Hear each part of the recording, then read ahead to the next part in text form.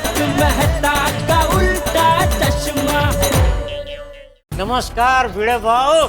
नमस्कार वकील साहब। विनोद भाई की वकालत करने आए हो ना यहाँ पे? उनका बेचारे का खाली फोन आया था कि अभी रोहन का क्या होगा। मैं नहीं पढ़ाने वाला मतलब नहीं ही पढ़ाने वाला। तुम्हारे समझाने से जब भिड़े नहीं समझा तो मेरे समझाने से कैसे समझेगा भला? आपके निर्णय से पेरेंट्स लोग थोड़ी शांत बैठने वाले हैं। भिड़े सर, मेरा फैसला फाइनल है। आप प्लीज यहाँ से जाइए। एक मिनट, अरे आप लोग शांत हो जाइए, 1 मिनट शांत हो जाइए, मैं बात करता हूँ, है ना? भिड़े जरा 1 मिनट मेरे साथ चलो ना। चलो मेरे घर बैठ के बात करते हैं। भिड़े सब क्या हो रहा है? मैं क्या करूं मेहता साहब, मैं बहुत परेशान हो गया। भिड़े देखो, तुम्हें तकलीफ हो रही है, मैं इस चीज से इनकार नहीं करता, लेकिन बच्चों के पेरेंट्स को भी तकलीफ हो रही है। और तुमने कभी सोचा है इन बच्चों को इस ऑनलाइन पढ़ाई की वजह से कितनी तकलीफ हो रही होगी, कितने परेशान होंगे वो? जानता हूं मेहता साहब, लेकिन मैं क्या करूं? भिड़े देखो, तुम शिक्षक हो, मैं तुम्हें क्या समझाऊं दोस्त, लेकिन हर सिक्के के 2 पहलू होते हैं और इस वक्त तुम सिक्के का एक ही पहलू देख रहे हो, दूसरा पहलू नहीं देख रहे हो। मैं समझा नहीं आप क्या कहना चाह रहे हैं। मेरे बच्चों की मनस्थिति को समझने के लिए तुम्हें बच्चों के दिल में उतरना पड़ेगा, उनकी दृष्टि से सोच के देखो। फिर इस ऑनलाइन पढ़ाई की वजह से बच्चे क्या क्या मिस नहीं कर रहे हैं। स्कूल की पढ़ाई मिस नहीं कर रहे हैं। स्कूल में जब बच्चे आते जाते हैं तो बहुत सारे क्षण ऐसे होते हैं जिन्हें बच्चे मिस कर रहे हैं। वो रिसेस की घंटी में दौड़ के बाहर आना, वो सबका एक साथ खेलना कूदना, वो स्कूल बस में आना जाना, साथ वाले बच्चों से लड़ना झगड़ना, बातें करना, शेयर करना, स्कूल ग्राउंड में खेलना, कितना मिस कर रहे हैं बच्चे। इस ऑनलाइन पढ़ाई ने तो बच्चों के स्कूल को एक स्क्रीन बना के रख दिया है मित्र, और बच्चे इस माहौल में कैदी की तरह बनकर रह गए। मैं समझता हूं मेहता साहब, लेकिन बच्चों को पढ़ाई तो करनी पड़ेगी ना। नहीं, पढ़ाई तो करनी पड़ेगी ना, इस बात से कहां इनकार है भिड़े, लेकिन अगर पढ़ाई का तरीका बदल गया है, अंदाज बदल गया, तो हमें भी अपने सोचने का तरीका बदलना चाहिए। तुम एक बार वो बच्चे बन जाओ जो ऑनलाइन क्लास में, और उस बच्चे की तरह सोचो। भाई बच्चों को सबके साथ पढ़ने में मजा आता है। क्लासरूम में कितने सारे बच्चे होते हैं, साथ में खेलते कूदते पढ़ते हैं, और कुछ समझ में ना आए तो टीचर से बात कर लेते हैं और अपने साथी से शेयर कर सकते हैं। लेकिन ऑनलाइन क्लासेस में कहां संभव है भिड़े? पर देखो भिड़े, समझने की कोशिश करो। बच्चे इस ऑनलाइन पढ़ाई की वजह से पूर्णतः मोबाइल पे, लैपटॉप पे निर्भर हो गए, और इस वजह से इंटरनेट, सोशल मीडिया, गेम्स। जब बच्चे पूर्णतः इसी तकनीक पे निर्भर हो गए तो फिर क्या किया जाए? भाई इंटरनेट के जितने फायदे हैं उतने नुकसान भी है। तो बच्चों का दिमाग तो इन चीजों में चलने लगा। चाचा भिड़े मास्टर, देख मैं समझता हूँ कि तू गलत नहीं है, लेकिन इसका हल ये तो नहीं है ना कि तू बच्चों को पढ़ाना ही बंद कर दे। अरे उन बच्चों के माँ बाप ने उन्हें तेरे पास भेजा है तो तेरी भी उनके प्रति कोई जिम्मेदारी बनती है ना। बिल्कुल। तू ऐसे परीक्षा के वक्त ही उनको पढ़ाना बंद कर देगा तो तेरा कितना नाम खराब होगा, ये सोचा है तूने? चल मैं मानता हूँ कि बच्चे अभी पढ़ाई नहीं कर रहे और कल को कोई फेल हो गया या किसी के मार्क कम आए तो उनकी गलती, लेकिन अगर तूने उनको पढ़ाना बंद कर दिया और कोई फेल हो गया या किसी के मार्क कम आए तो वो लोग तो यही बोलेंगे ना कि भिड़े सर ने हमको पढ़ाया नहीं इसलिए ऐसा हुआ। बिल्कुल ऐसा ही बोलेंगे। चाचा जी आपकी बात बराबर है, मैं पढ़ाना चाहता हूँ लेकिन बच्चे पढ़ना ही नहीं चाहते तो मैं क्या करूँ? भिड़े बच्चों को अगर पढ़ाई में इंटरेस्ट नहीं है तो इंटरेस्ट तुम्हें जगाना होगा। अरे भाई मैं इतनी देर से यही समझाने की कोशिश कर रहा हूँ कि बच्चों के नजरिए से सोचो। प्रॉब्लम तो है सबके साथ, बस नजरिए की है बात। भिड़े बच्चे इस ऑनलाइन पढ़ाई से बोर ना हो इसके लिए तुझे ही कुछ करना पड़ेगा। और भिड़े बेटा तू सिर्फ बच्चों को पाठ्य पुस्तक पढ़ाने वाला शिक्षक नहीं है, अरे वो काम तो कोई भी कर सकता है। सच्चा शिक्षक वो होता है जो बच्चों को पढ़ाने के साथ साथ उनमें जीवन में आगे बढ़ने की, सच्चाई की और मेहनत करने की नींव रखे। बिल्कुल। और वही नींव आगे जाके उनका भविष्य का निर्माण करेगी, समझा? लेकिन चाचा जी ये सब कैसे होगा? उसका रास्ता भी तुझे ही निकालना होगा। देख भिड़े मास्टर, ये समय अभी पहले जैसा नहीं है, बदल गया है और उसके साथ साथ परिस्थितियां भी बदल गई है। इन परिस्थितियों में तुझे बच्चों के प्रॉब्लम को समझकर उनको पढ़ाना होगा और उसके लिए सबसे पहले तुझे बच्चों के मन को पढ़ना होगा। हिंदी मास्टर, कभी कभी कड़वी दवाई शहद के साथ मिलाकर देनी पड़ती है। और मुझे पूरा विश्वास है कि ये काम तू अच्छे से कर सकता है। हाँ हाँ भिड़े, तुम कर सकते हो, बिल्कुल कर सकते हो। बिल्कुल भिड़े भाई।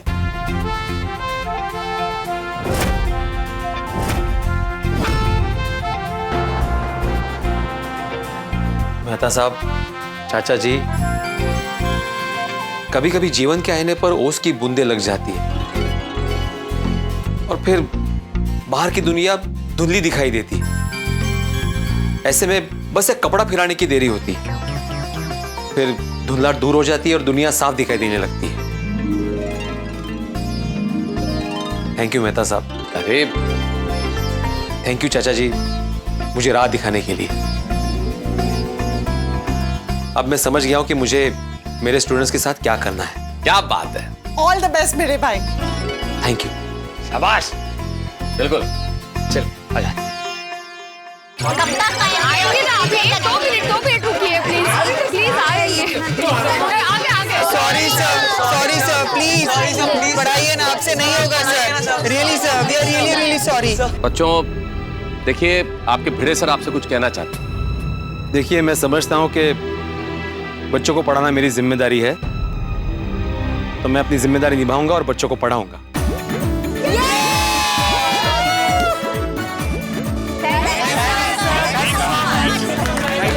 Thank you sir. मैं जरा बच्चों के साथ अकेले में कुछ बात करना चाहता हूं। बच्चों, मेरे साथ जरा क्लब हाउस में आना। हाँ, जाओ बेटा, जाओ।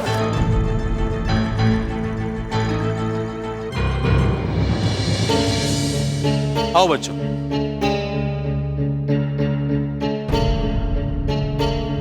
आओ, आ जाओ, आ जाओ, आ जाओ, आ जाओ।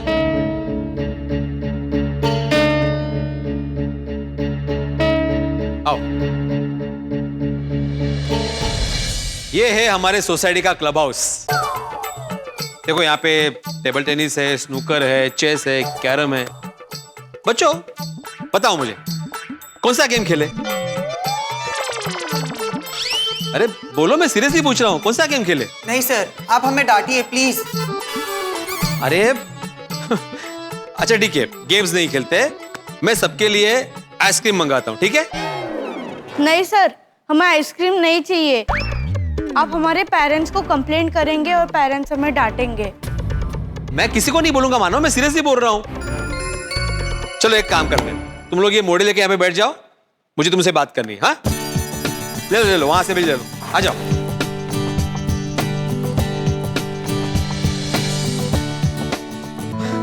बच्चों, सबसे पहले तो मैं आप सबको सॉरी बोलना चाहता हूं। I am sorry.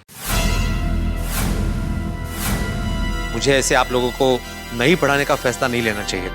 I am really sorry. Sir please आप सॉरी मत कहिए, गलती हमारी थी, इसलिए आप डांट रहे थे। हाँ सर। सर, आपकी कोई गलती नहीं है। आप तो हमें बार बार समझा रहे थे, पर हम ही नहीं मान रहे थे। बच्चों, मैं जानता हूं कि ये साल हम सबके लिए काफी बुरा गया है। आप बच्चों को भी काफी तकलीफें झेलनी पड़ रही है, लेकिन बच्चों, हमें कठिन परिस्थिति के सामने झुकना नहीं है, बल्कि उसका डटकर मुकाबला करना है।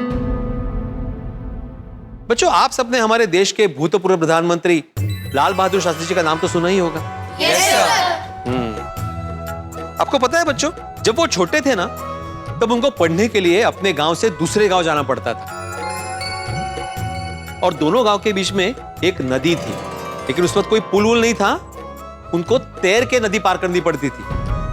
लेकिन इस कठिन परिस्थिति में भी उन्होंने कभी हिम्मत नहीं हारी और पढ़ लिखकर अपने आप को इतना काबिल बनाया कि अपने देश के प्रधानमंत्री बने। उन्होंने हमारे देश को क्या नारा दिया पता है ना? जय किसान। अच्छा बच्चों, 14 अप्रैल को एक महान नेता का बर्थडे आता है, पता है वो कौन है? Doctor Baba Saheb Ambedkar. Correct. Doctor Baba Saheb Ambedkar बहुत ही सामान्य परिवार से थे। जब वो छोटे थे तब छूत अछूत का दौर चलता था। वो जब स्कूल जाते थे तो उनको अपना एक अलग से आसन लेकर जाना पड़ता था, लेकिन ऐसी कठिन परिस्थिति में भी उन्होंने उच्च शिक्षा प्राप्त की। अपने देश को क्या दिया उन्होंने पता है? सर, उन्होंने हमारे देश का संविधान रचने में अहम भूमिका निभाई है। शाबाश रोहन, शाबाश। अच्छा बच्चों, अभी मुझे बताओ, स्टैच्यू ऑफ यूनिटी के बारे में कौन कौन जानता है? अरे वाह। सर, हम तो वहाँ पे जाने भी वाले थे, पर लॉकडाउन हो गया ना, इस वजह से हम नहीं जा पाए। कोई बात नहीं, आगे जब मौका मिलेगा तब जाना। हाँ बैठो। अच्छा ये मुझे बताओ बच्चों, वो स्टैच्यू ऑफ यूनिटी किस महान व्यक्ति का है? सरदार वल्लभ भाई पटेल जी का। बिल्कुल, सरदार वल्लभ भाई पटेल एक किसान के बेटे थे। उनका सपना था वकालत पढ़ने का, लेकिन बच्चों उनके पास किताबें खरीदने तक के पैसे नहीं थे। फिर भी उधार की किताबें मांगकर वो पढ़े और वकालत की डिग्री हासिल की। उन्होंने हमारे देश के लिए क्या किया पता है? सर, उन्होंने छोटे छोटे रजवाड़ों में बटे हुए हमारे देश को एक किया था। यस, बिल्कुल मानसी, बिल्कुल। आप लोगों को प्रेमचंद जी के बारे में बताता हूँ। प्रेमचंद जी जब 7 साल के थे तब उनके माता जी का, और जब वो 16 साल के थे तब उनके पिताजी का स्वर्गवास हो गया। उनका जीवन बड़ा ही संघर्षमय रहा, लेकिन फिर भी उन्होंने खूब साहित्य पढ़ा और एक बड़े साहित्यकार बन गए। अच्छा बच्चों, डॉक्टर APJ अब्दुल कलाम जी को तो आप जानते ही हो। हाँ सर। ये सर, हमारे देश के भूतपूर्व राष्ट्रपति और मिसाइल मैन। बिल्कुल बिल्कुल। आप लोगों को पता है बच्चों, उन्होंने अपनी प्राथमिक शिक्षा पूर्ण करने के लिए अखबार तक बेचे थे। आज भी ऐसे बहुत सारे बच्चे हैं जो पढ़ाई पूरी करने के लिए काम करते हैं, अखबार बेचते हैं, जिनके पास लैपटॉप नहीं है, कंप्यूटर नहीं है, बस एक छोटा सा मोबाइल है जिसपे वो पढ़ते हैं। उनका घर छोटा है, घर में बहुत सारे लोग हैं, लेकिन फिर भी वो पढ़ते हैं। लेकिन बच्चों, आपके पास 2-2 मोबाइल है, लैपटॉप है, कंप्यूटर है, पढ़ने के लिए अलग से कमरा है, अच्छी खासी फैसिलिटीज है। इतनी सारी फैसिलिटी होने के बाद भी आप ना पढ़ने के बहाने ढूंढते हो, ऑनलाइन क्लास में चैटिंग करते हो, पढ़ाई पे ध्यान नहीं देते। आप लोगों को लगता है आप सही करते हो?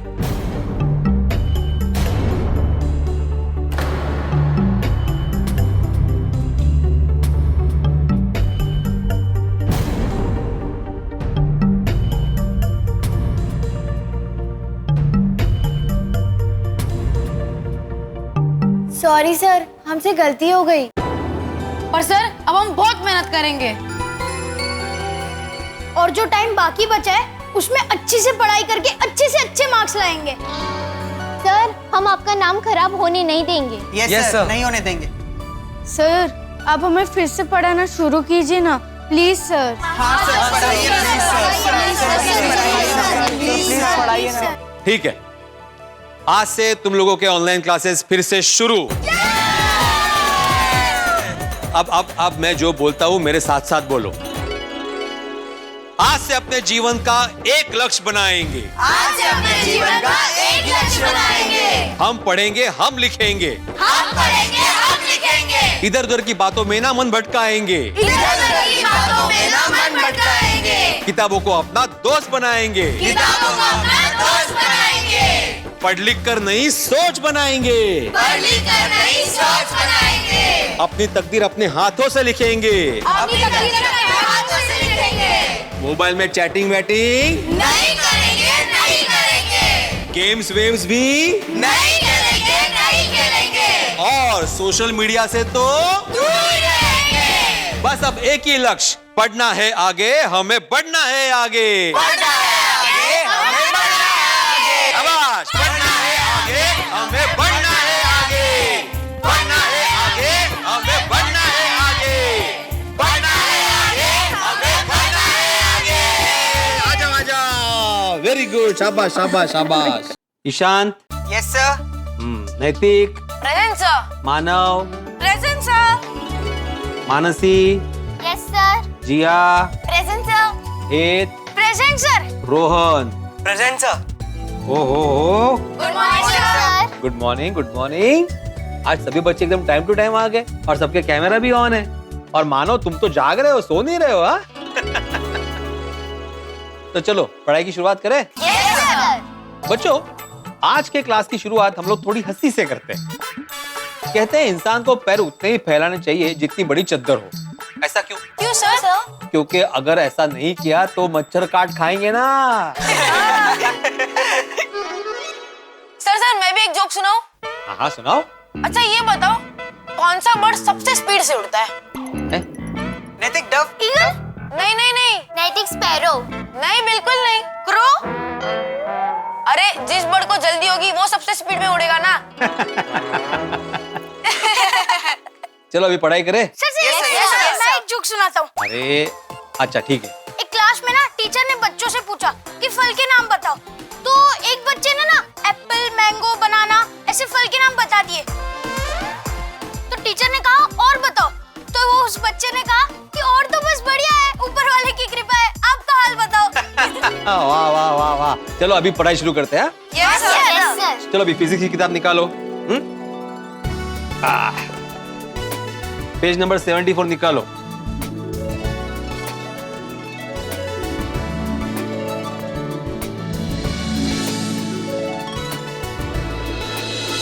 तो आज का होमवर्क कंप्लीट चाहिए मुझे कल। Yes sir. चलो okay, bye bye bye bye bye bye.